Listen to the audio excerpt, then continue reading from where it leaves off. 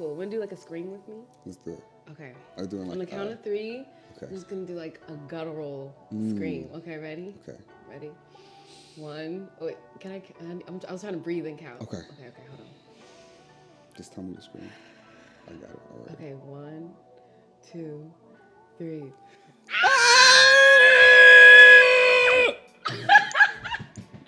Thank you for screaming with me. Of course. That's great. Okay, you ready, Teddy? Let's do it. Yeah, next time not so loud. sorry. Levels, I'm sorry. Maybe scream like this way next time. Yeah, scream, Okay. scream away from the mic. Scream. Like that? Yeah, straight. Okay, I'm sorry. Okay, I'm gonna do some breaths.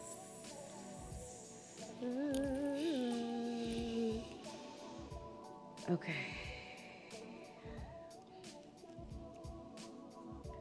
And I want to make sure I'm pronouncing your last name right. Boddie? Body. Body. The human body. You should do like voice acting, like radio station. I know people probably tell you that.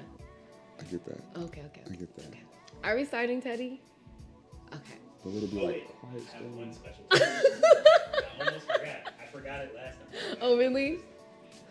I got this just for you for fun. Oh. I know you like a little pizzazz. Yes! You know me so well. We have to write on it. So yeah, whenever you, well, we don't have to talk about something, but whenever you're ready, you just go ahead and do that on camera. Okay. Action. Okay. No, you gotta say you stay. Oh, You stay. just leave it here.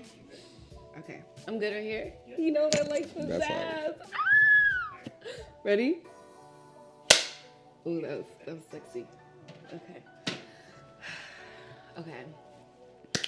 How y'all doing? I am Nia Rose, and this is for me.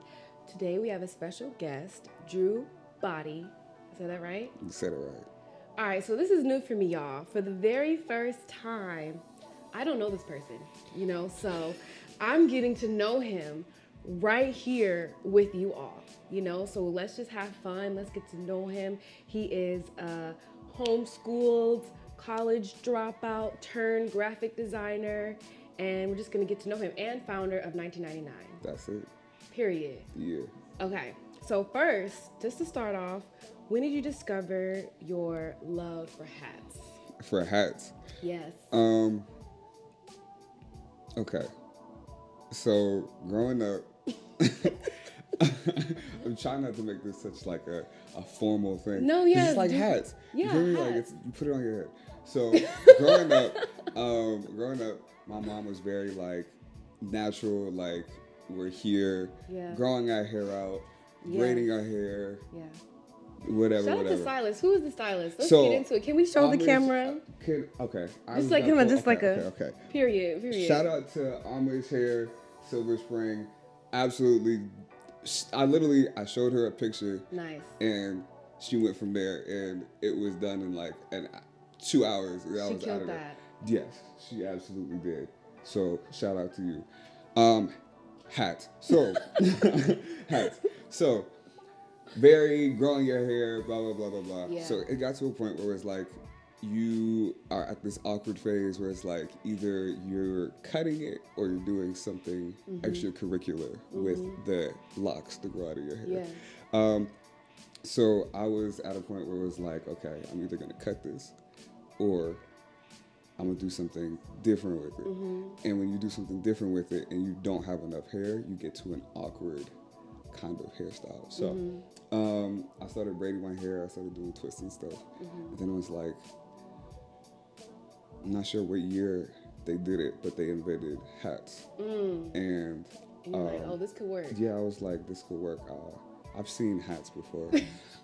So I started just buying hats. Yeah. And I got really into just like vintage hats and just like the designs that were on it, which also is part of why I started designing, because it's like, okay, this is such a small medium that you can kind of do so much with. Right, you can just do different colors, different styles, Yeah. different wording and everything like Absolutely. that. And I meant to start off, before I jumped into the questions, of just giving you your flowers. Even though this is our first time meeting, and I don't even remember the first time that we started following each other. Ever since I did, I've just been able to see you express yourself through your fashion, which I love. Because sometimes guys can be boring Yeah. and just unpredictable and Yeah. scary. You know what I'm saying? I used to be like that. but you be stunting on them. Yeah. You know? Absolutely. And then 2, I just love to see how you have evolved and grown your brand, you know? So I'm really excited to learn more, learn about what's inside that head, you know what I'm saying? So I just wanted to give you your flowers real quick. I appreciate it. Okay, so your brand consists of way more than hats. Yeah. I've seen you have cookies, Yeah. stickers, Yeah. you know, shirts, jewelry. Can you tell me, like, how did you even, like, discover, you know, this marketing that you do to create all these different forms? For me, 1999 is like a way that I can do all of the little weird things that, like, as a kid you kind of have an idea of, like, this would be cool, but you don't know how to do that. So it's kind of a way for me to just be like, okay, this is a cool idea and I now have the money to do that. So why not just do it in this cool way? So, like, when I did the cookies, I was like, I've never seen somebody have, like, a cookie cutter that is like their brand. So it wasn't really about the cookies. It was more about, like, going home and you are home for Christmas or something and your siblings are like, let's make cookies, and you pull out a cookie cutter that is your thing. Like, that's your thing. So it was about the cookie cutter, and I wish I would have explained that a little bit better when I did the shoot. But I feel like even having the cookies be that shape kind of still indicates that there's depth to the product that is, like, beyond just, like, baking a cookie or something. And I'm so glad you said that, because even when I was looking at your page and I'm seeing this shoot, I'm not even realizing this is like a planned shoot. It just seems like I'm eating some cookies. Oh, and it happens to be my brand. So I just feel like you're really good at that. This is one of the later questions, but I want to ask you now, just like, what is that process of making these campaigns? Because, you know, you're just so creative with them. My favorite one is with Lauren, and she has the axe. I love that picture so much. I know she doesn't like it, but I love that one so much. The one that literally so that specific shoot, so it was a part of a 3-part shoot, right? And that specific shoot, I wish I would have brought that hat with me, because I definitely have it. Right, you know, this is your time. Next time I see you, I'm gonna bring you a hat. Okay. So the shoot idea was, I wanted to have a hat that no matter what situation you were in, it kind of makes sense. So the idea with Lauren and Jackson, who was a part of the shoot too, both of them were in the shoot, both of them did an amazing job. And, like, if I ever put pictures in an exhibit or something, that one of those pictures is going up there. That one is, I literally told her, I was like, smile like you are going crazy in the forest and swing the axe at the same time. And I was like, if I don't catch this, we just gonna keep doing it until we catch this. Shooting on film. Yeah, I was shooting on film. Shout out to Eric, who got me the film. I was like, we're shooting on film. We in the forest. It's 20 degrees outside. I appreciate y'all being here. But also, we're not leaving until we get this shot. So the idea was, I'm gonna have a hat that works with any situation. So the Lauren and Jackson shoot was, they are, in my mind, 2 flight attendants, and that's why we had them in the suits like that and ties. 2 flight attendants that got stranded in the forest, whatever, and they are surviving. So they're chopping wood, they're trying to gather stuff for fires, and that's where the shot of Lauren swinging the axe down is, like, you know, I didn't indicate if that was her going crazy or something, or if that's just her surviving, but I did want to kind of cultivate the idea of, like, I have no idea what this situation is beyond the little blurb I gave y'all. And whatever the situation is, it doesn't matter, because the hat fits regardless. That was the whole mission, and we did it. We did it, and then we did it 2 other times. And I think that is so genius, and it's so fun. And, you know, I'm sure you're familiar with how hard it is to stand out as an entrepreneur. You know, there's so many designers, so many creatives, and it's easy to just get lost on the, you know, timeline. But I feel like when I see your stuff, I'm stopping, I'm engaged, I'm laughing, I'm like, what's going on? I'm confused, you know? And I think that is so beautiful. Where did you learn this? Is it just you, like, just spewing your ideas, or is it, like, just different techniques that you studied? So I would say it's definitely my parents. My parents are. My dad had his own brand. My mom was a Got seamstress. So it's like these are cool things that like So they. nepotism. Yeah.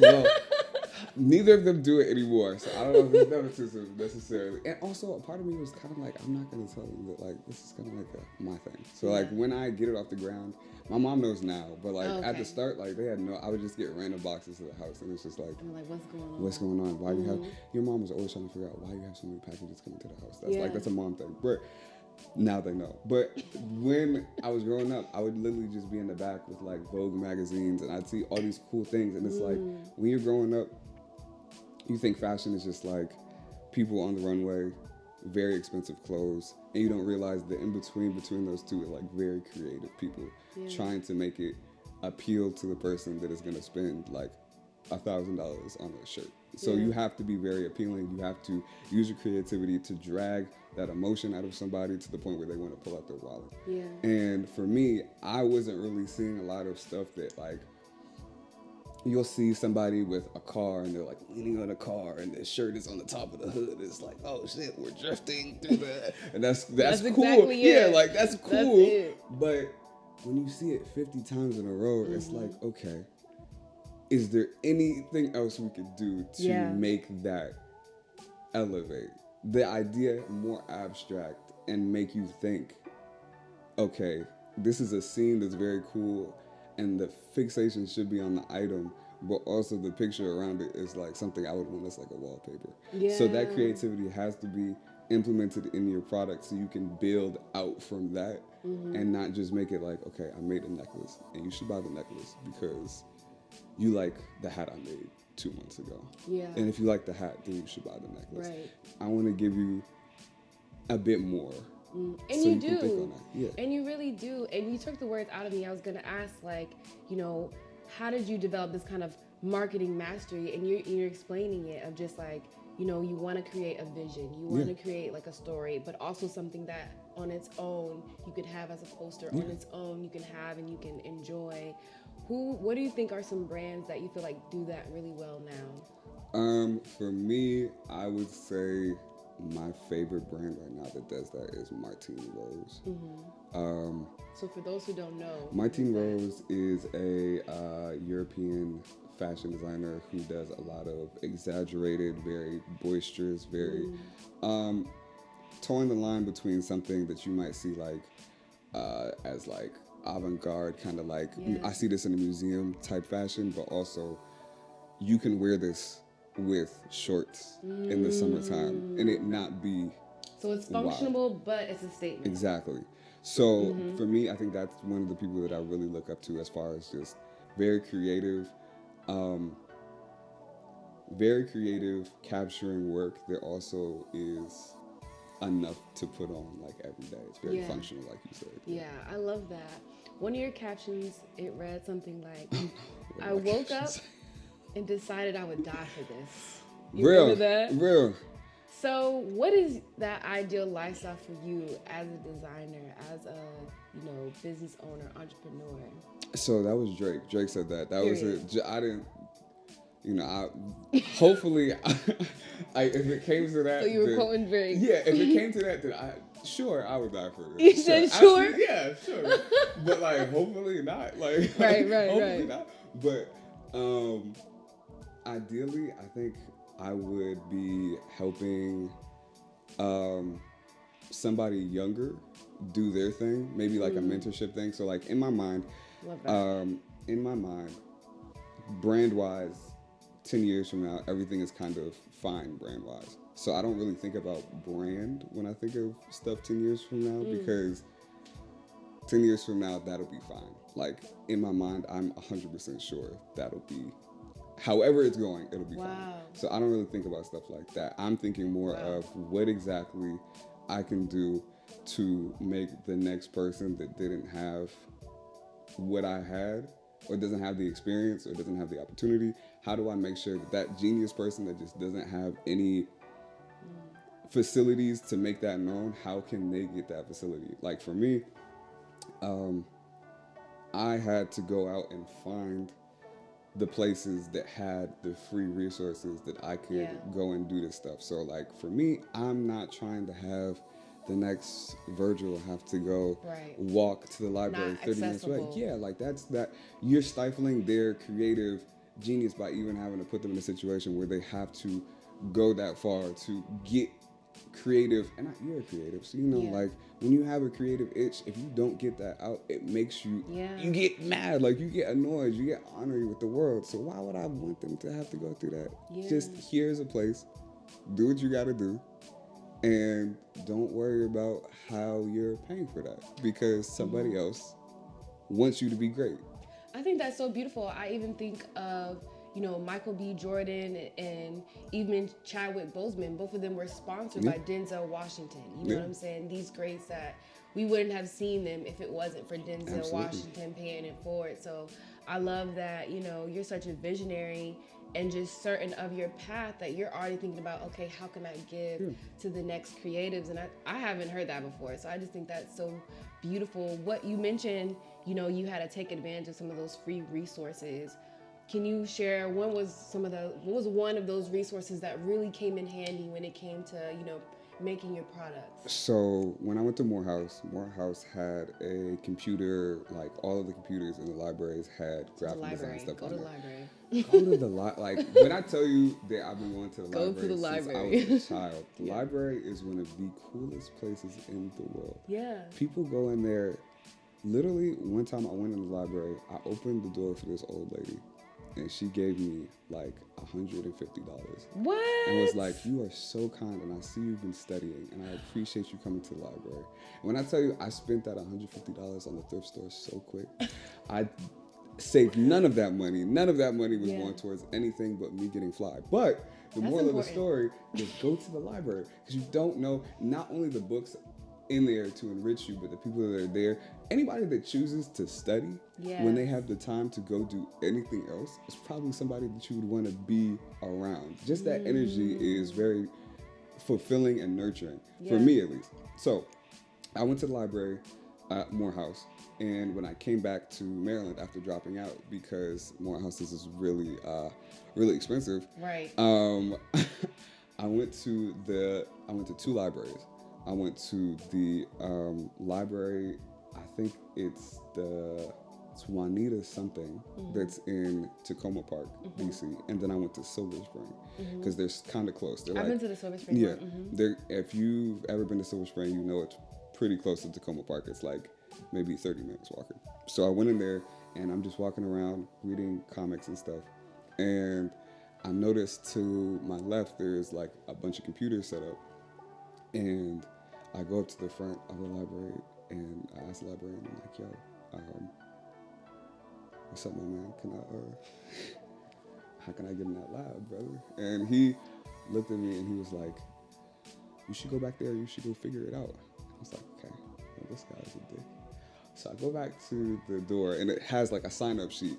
And I was like, you could have just told me that, but that's fine, whatever.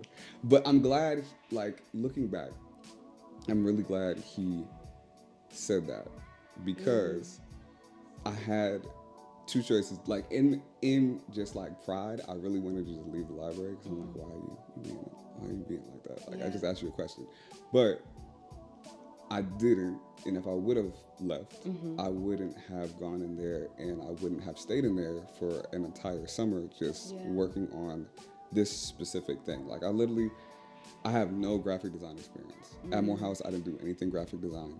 I didn't take any graphic design classes. I went to the library. They had the programs on there, and I taught myself how to use it. That's literally what happened. That's crazy, but I feel like that makes sense, because, you know, you're a homeschooler. And I feel like as a homeschooler, y'all have to do everything by yourself. Yeah, it is.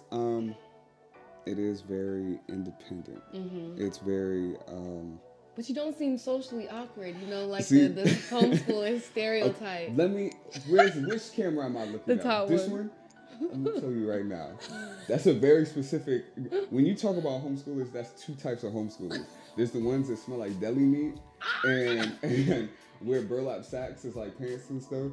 And then there's the homeschoolers that are very cool and very They're like motivated. Yeah. So And you're the second. Yeah, I'm the second one. I'm Gotcha. not the Mean Girls one, and that's the one I've never even seen Mean Girls in full, and I keep getting this specific scene like sent to me whenever I tell somebody I'm homeschooled. It's like I don't have a tractor.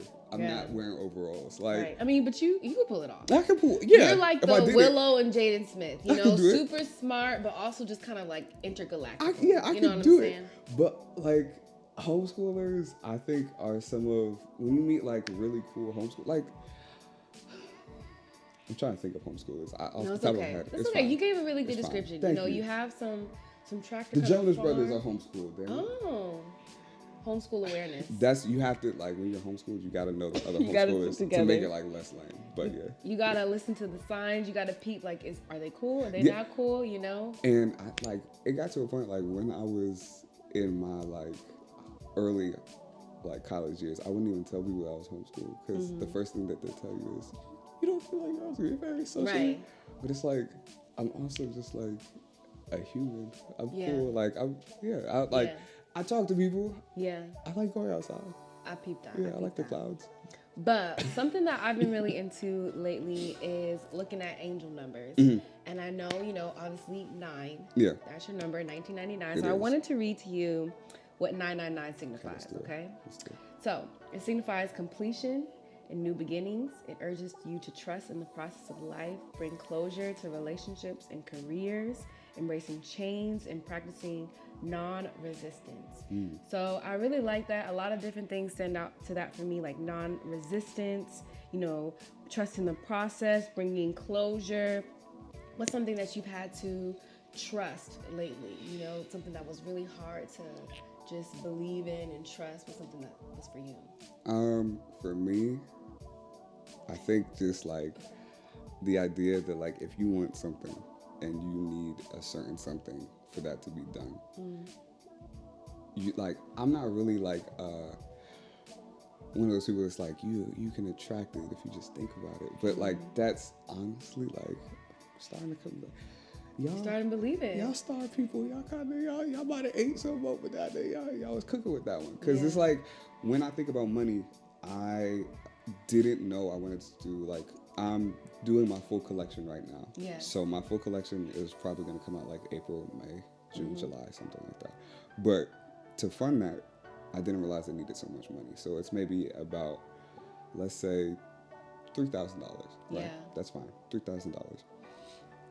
I didn't realize that I would need that much money, but for some reason, I, in this process, have not really thought about not having the funds. Like I have in the process, I know that I can do things to get that. Yeah. But I've never thought, okay, I need to stop because I don't have that. So that is part of the process of just believing. And also the not being resistant, like you said, is another thing where it's like, if you are sure of where you're going and you truly believe that, then anything that is not something that would get you off that track, you shouldn't be worried about that.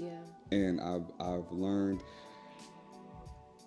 I think sometimes it annoys people, like my parents really don't like that, like I'm very like level-headed.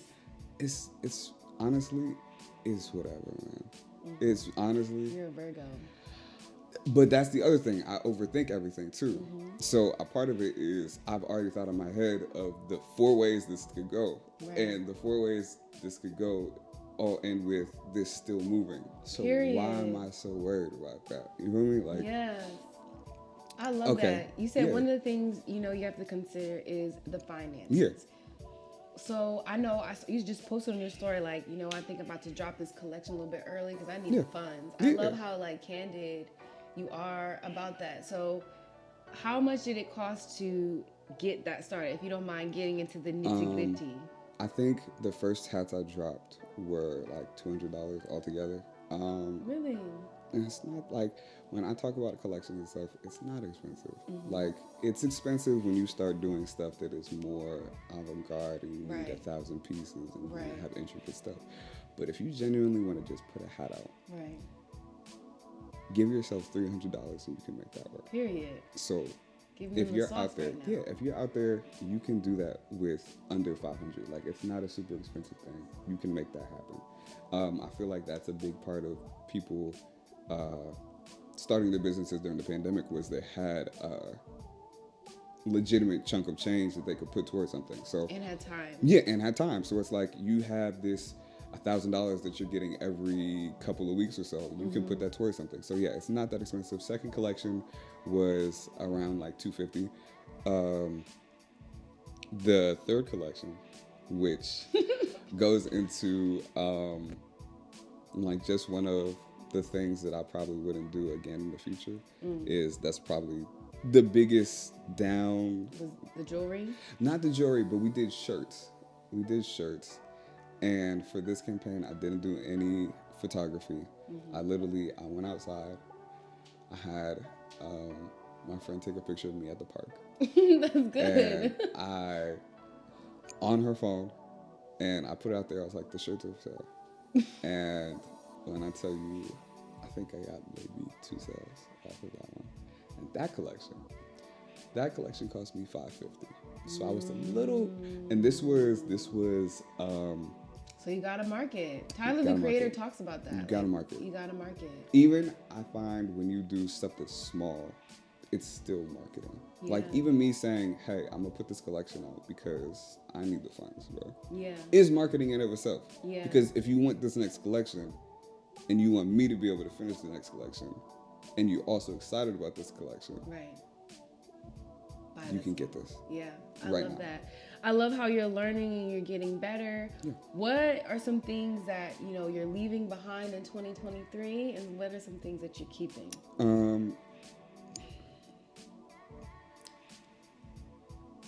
I don't think I'm leaving anything in 2023, man. Oh, I don't think so. you're bringing it all. Yeah, why not, man? Bringing all the people, all the. Why not? Like, if anybody, I think when people decide in your mind that I'm going to leave you in 2023, if you are going to do that and you knew that you should have done that at the end of 2023, you should have done that when you realized that you needed to leave them.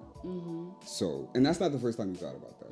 So don't it's 2023, it's 2020, me. No. Okay, bars. Yeah, you should have, at the end of, when you first figured out they needed to stay there, you should have left them there. Yeah. Don't at the end of the year, this is the time where you separate. When you feel that, you should do it. Yeah. So for me, there's nothing that I feel, and that's the overthinking thing too. I haven't felt anything that I need to actively leave, aside from maybe being too focused on work. Yeah. Maybe that, but other than that, and even that is that's probably not gonna stop anytime soon. Because why? I love that. There's definitely a level of self-awareness and just, like we said before, level-headedness. But, like any human does, we experience stress, hard times, even being an entrepreneur. Sometimes we just get so worked up, and that can affect our mental health, our spiritual health, our physical health. Absolutely. How do you take care of that? That's something that's important to me on this show. I love to talk about the creative process, but I also just generally want to know how you're doing, and how do you take care of yourself? That was very Ayanla right there. Very how what? you're Ayanla Van Zandt. Oh, yes. That was very. I felt How are you doing? I love her books, by the way. I've never read her books, but I see the clips on Twitter. I think for me, my mental health is at its best when I can do what I want to do. Yeah. So Real. when you can't do what you want to do, for me, it's a fine line between doing what you want to do and completing the things that you know you have to complete. So for me, I try to, when I go to work, I think of work more of a way to fund the things that I want to do. So it feels less like, okay, I'm going into work, this is a burden on the things that I want to do, No, I'm going into work because the collection that I want to get done needs to get funded. So something got to give. Yeah. Either that It's or a means to end. You know what I'm saying? So with that mindset, now you're grateful. Exactly. Thank you. I'm so thankful for this because it's helping me get to here. And if I didn't have this, then this wouldn't be a possibility. Yeah. And if you use that as the scale of which you value or measure your appreciativeness for the Yeah. things that you have, then you can kind of separate the negativity that you might have when you think about something like going to work or love that. going to apply for jobs or having to pay bills or having to, it's like, okay, if I don't pay this bill right now, I'm not going to have my phone to reach my manufacturers. Right. So it's like everything that you have is a means to the end. Yeah. So why would you be upset that you have these means to an end? I love that. I love that mindset. We're going to do one more question and Let's we're going to do do it. lightning round. Let's do it. Okay, so last question. You know, as you were sharing earlier, you just really love having these creative campaigns. What are the certain steps that you would like advise somebody else? Like they're trying to make a campaign, they have their product. True. What are like the 3 things? Like think of these 3 things when you're starting to make this campaign. Okay. You have your, whatever it is. What environment does this thing live in? That's Okay, good. so let's say- Y'all writing this down. What's the environment? Okay, so That's number 1. let's say you have a bag that looks like a rolling chair, like in office space. Yeah. In the office space, where does this fit in? Okay, you have that. Now, how do you make this fun in the environment? Once you have all 3 of those things, you can then work on your campaign. Because if you don't know where this thing lives at, and where ideally you would want the person that's buying this to think it would live at, then you don't have anything for the campaign. Wow. There you go. That was good. I got excited. There you go. That was really good. I love that. Okay, so we're going to do the lightning round. Ready? Let's do it. Just quick. Just quickie. Let's do it. Okay. Name one person who can dress better than you. That's rough. Jesus Christ. No. A$AP Rocky, Lil Yachty. That's it. But they have just like money, so it's like, I don't know. Got you. My dad, I don't know. Ooh, he can dress? He does, yeah. Okay, Dad. Yeah. Okay, what is the most underrated cartoon? Ben 10. Spider-Man. What's a common misconception people have of you? I think when people go to my IG, they kind of see like a stoic figure, just like very quiet, mysterious. But I like talking. You're like, very friendly. Yeah, I like talking. Like I'll be so upset when I post something. I'm and it's guilty. like, I was like, I wonder what his. I had no expectations. I love talking to y'all, man. So I don't know. Maybe it's that, and people think my voice is much squeakier than it is. So whenever I like send a voice message to somebody for the first time, they'll be like, "I didn't expect you to sound like that," and that's cool. I like that. I love that. Not so much when it's every time, but sometimes. Yeah. Okay. This is not quick. I'm so sorry. It's for okay. taking so long. It's okay. What city was your favorite place to shop? Brazil. Yes. No, I'm playing Rio in Brazil. Okay. Last one. I studied there, by the way. Really? Yeah. Where'd you go? Eu falo português. I don't know what you said. I don't know how to say bathroom when I went there. When do you feel the most free? When I get that first check from the collection. Period. No, when I'm in the thrift store, for sure. Yeah. Yeah, for sure. I love that. For Thank sure. you so much. Absolutely. Let the people know where they can find you, your IG, what to expect. So y'all can find me on 1999s. That's 199NINES on IG. And I have a new collection coming out in June. I'm gonna say June because I don't know, but it could be before that. And I'm very excited about that because this is the first time I've done something where I built, like I said, a collection, and I knew what environment I wanted to be in, and I was 100% sure that I could do more than one thing and it still work as a whole. So yeah, I'm really excited about that. I love that. Thank you so much, Drew, for just being so open. Absolutely. And thank y'all so much for tuning in. I'm your girl, Nia Rose, and I'll see y'all next time. I keep hitting the mic. I'm so sorry. Oh, it's okay. It's not ready.